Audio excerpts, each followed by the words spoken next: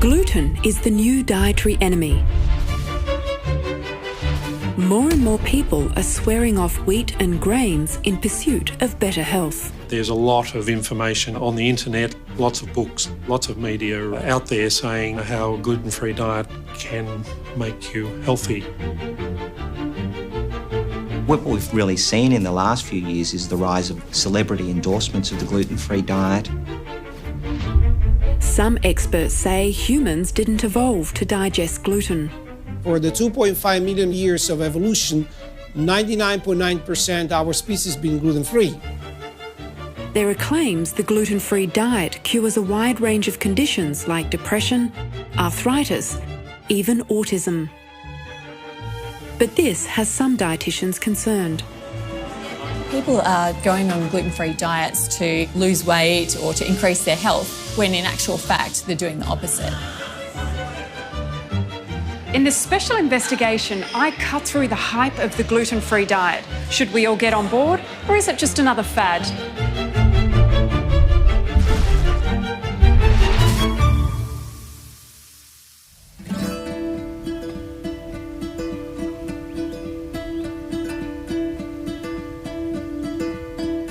This is Australia's wheat belt, the food bowl of our nation, and the heartland of a multi-billion-dollar industry. Craig Neal has been farming wheat in Narrabri for decades. He says it's now the most widely grown crop in the Western world. Wheat is one of the staple foods that is incorporated into so many of the varieties of foods that we eat today. It's also the main source of gluten in our diet. Bread, pasta, cereal and pastries. These products of wheat make up 20% of the calories we eat. My whole life I've been involved in the grain industry, and I've seen a dramatic transition in the eating style and eating habits of a consumer over that period. Around 10% of Aussies are now steering clear of gluten. Cafes and restaurants have moved swiftly to cater for the new clientele. And it's here at Melbourne's Gluten-Free Expo that you get a real sense of just how popular the gluten-free diet has become. This is our 9th year at the Gluten-Free Expo. We supply gluten-free pizza bases throughout Australia. Today we bought a range of our gluten-free breads, our buckwheat and shea, our quinoa and soya breads, all baked fresh. So we've got a range of 9 beers there. So instead of using wheat and barley, we use sorghum. We've grown year on year, every year, 20-30%. So with all the hype around gluten, what actually is it? This is pure gluten. It doesn't have much flavour and in fact it has very little nutritional value. But you add water and its unique properties come to light.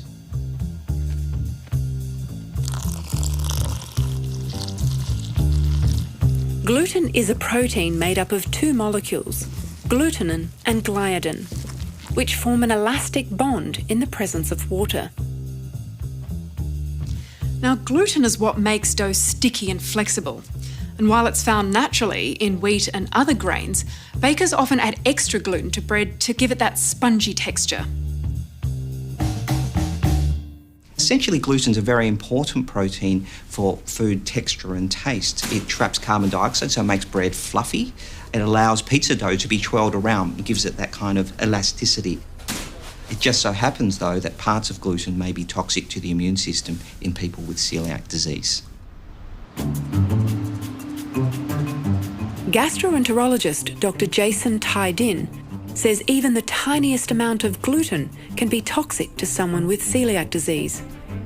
It triggers an abnormal immune response that leads to damage to a variety of organs. This includes the bowel. This also includes the skin, the joints, the bones, the nervous system, the liver. It's a very systemic condition. About 1 in 70 Australians, like Kirsty, have coeliac disease. My first symptoms of celiac disease probably began about 5 years ago. I had a lot of symptoms like bloating, the diarrhoea, joint pain, fatigue, dermatitis, but I didn't actually realise it wasn't normal until my doctor 4 years later sent me for a blood test to check for coeliac disease, which came back positive.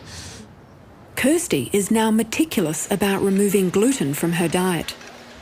I find at home it's easy because I have all my safe food. It's more expensive, but I don't have to stress. I find eating out at restaurants and cafes or at family or friends' houses is quite difficult because I have to worry about not only did they use gluten-free flour, but did they use a separate chopping board? Did they use a separate toaster? Did they wash the utensils? Did they use a separate deep fryer?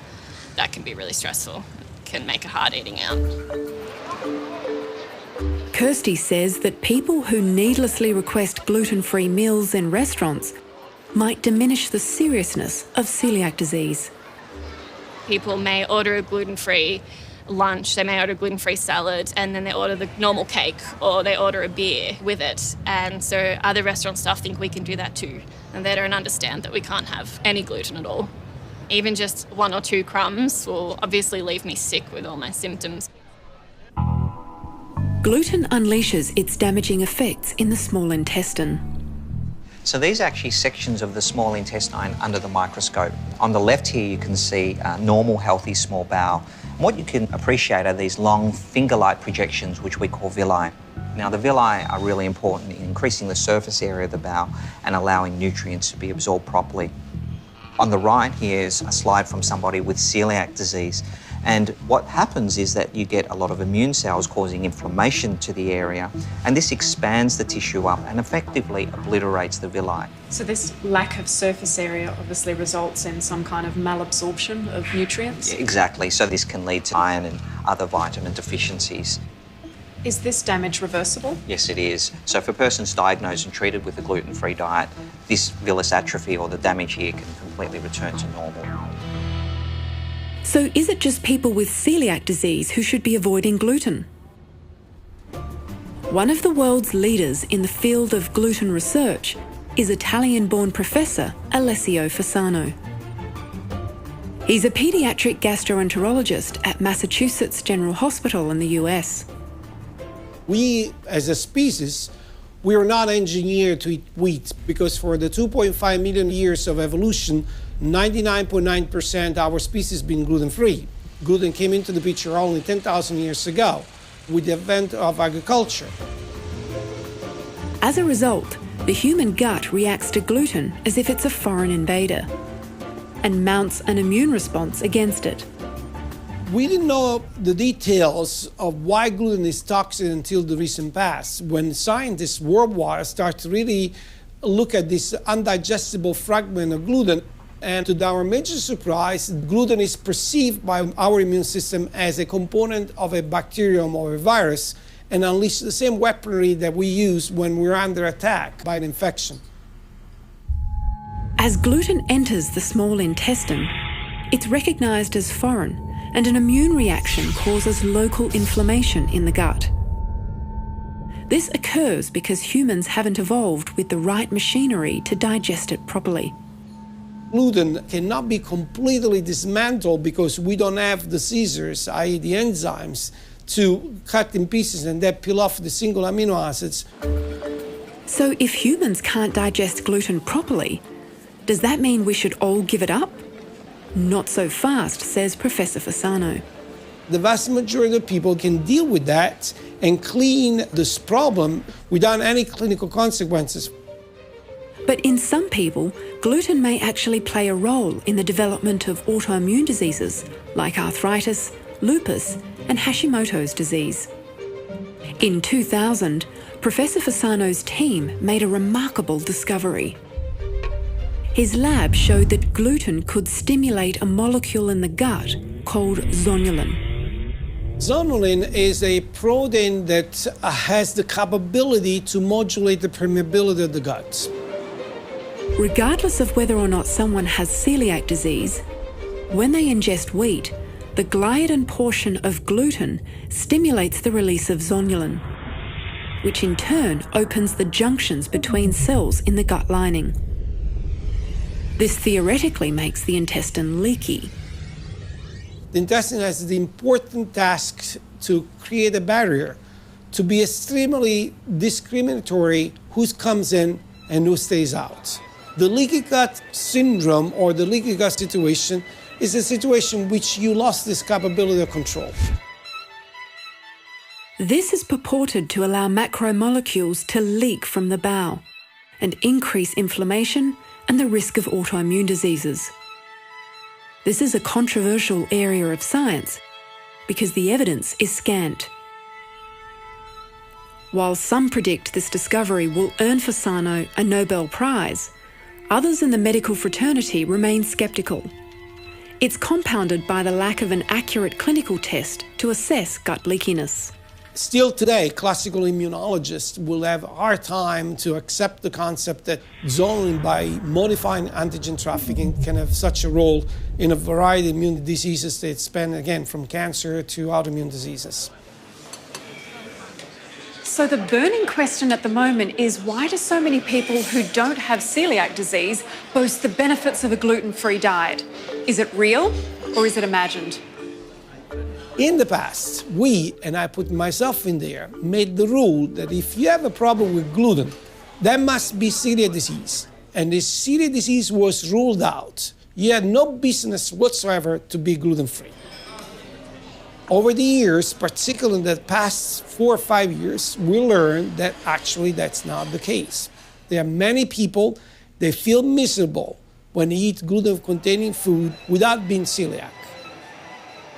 It's now being referred to as non-celiac gluten sensitivity. So non-celiac gluten sensitivity is the term used to describe people who believe that gluten makes them unwell, makes them sick, but that they've had celiac disease appropriately excluded.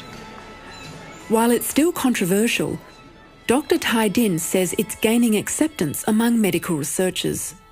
This is an area where personal experience and anecdote really trumps the medical evidence that's emerged. And when people feel better going gluten-free, it's a very compelling argument that it's actually helping them. Many people, when they go gluten-free, report that their tummy upset has settled down, they have better energy levels, mouth ulcers disappear, their aches and pains have gone, and often that they've lost some weight. Sometimes parents of children with autism will find that the gluten-free diet may help their behaviour, or patients who have other autoimmune diseases might find it helps with their joints. But when you look at actual controlled studies, of which there have been very few, that kind of benefit hasn't been borne out. So I don't want to say that there's no benefit. We just haven't yet been able to conduct the studies to show that with good scientific proof that it's happening. Dr. Tai Din says research into other components of wheat may provide the answers. What we see here is the structure of a wheat kernel, and you can see the major protein is obviously gluten, and this is responsible for celiac disease and some cases of wheat allergy. But what's striking is that there's a whole range of other proteins as well as carbohydrates. So, for instance, albumins and globulins have been causes of wheat allergy, and these amylase trypsin inhibitors are now being implicated in causing inflammation in the intestine, and might be potentially a basis for some wheat sensitivity in some people. And certainly studies are underway. So it's quite likely that someone who thinks they're gluten intolerant might not be. They're actually intolerant to other things in wheat. Exactly right. So what we're seeing is that there's not just gluten, there's all of these other proteins and also the carbohydrate components, particularly the fructans. And when people go wheat-free, it's very possible that much of the gluten sensitivity problem is related to these other non-gluten components. The fructans are part of a group of carbohydrates called FODMAPs. Professor Peter Gibson from Monash University is the world leader in FODMAP research. FODMAPs is an acronym which stands for fermentable oligo, di and monosaccharides and polyols. And what it does is describes a group of largely sugars which are poorly absorbed from our small intestine, or they're totally undigestible. In the gut, FODMAPs draw water into the bowel and ferment on bacteria, causing gas. The wall of the bowel tends to stretch more, and that's an important stimulus for the nervous system in the gut. So that if you've got a sensitive bowel, you've got irritable bowel syndrome, then this will cause sensations of bloating, pain, and you'll get secondary changes in how the bowels work. You might get diarrhoea, you might get constipation, you might get an alternating type bowel pattern. Normally, FODMAPs are beneficial for gut bacteria, but not for people who are sensitive to them. FODMAPs are not only found in wheat staples like bread, rye, pasta and grains, they're also found at high levels in garlic, onions and artichokes, and fruit like apples, mangoes and watermelon. But the good thing is we find foods which are low in FODMAPs which you can replace. So instead of having apples and pears, you can have strawberries or kiwi fruit. And then there are the legumes. Most people understand, when you talk about legumes, they understand the effects of a tin of baked beans on the bowel. Many of the foods that you've mentioned that contain FODMAPs are eliminated in the paleo diet. Mm-hmm. Do you think that's why many people find they improve their well-being on the paleo diet? Whenever you modify your carbohydrate intake, particularly, you're likely to be reducing FODMAPs. So I think you're correct in that some of the improvement that people experience with the paleo diet will be due to that. The problem with the paleo diet is that you're also restricting a whole lot of other things which are unnecessary and they're not sustainable. Joshua has had tummy upsets as well as behavioural issues since he was a child. My parents have been really supportive. They started taking me to paediatricians since I was 2, trying to find out why I had some of the issues that I did. Glad you came by. Oh, thank you. See you again soon. I had quite severe ADHD and I had headaches and other issues like that. Joshua's doctor suspected it could be something dietary related. Not knowing whether he was intolerant to gluten or FODMAPs, Joshua was put on a gluten-free diet. His gut problems and his ADHD symptoms improved dramatically. Joshua assumed that he had celiac disease, but never had a definitive diagnosis. When I was 18 and went off to university, I decided to go off my diet and eat whatever, and I got really sick, just feeling so bad, really bloated, really sluggish, just feeling really unwell.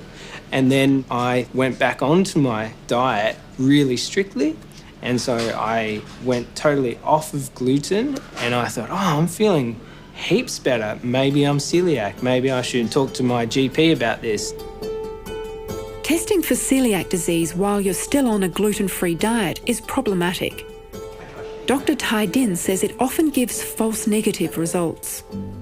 One of the biggest problems I see in my clinic are patients coming in who've already started a gluten-free diet, who feel better, but then realise they should be tested for celiac disease because they appreciate that it has important medical implications. And then I'll have to tell them, well, look, we can't actually test you with the blood test because it won't become positive even if you do have celiac disease because you're gluten-free. One way to confirm a diagnosis of celiac disease is to have a genetic test. So Joshua decided that he should find out once and for all.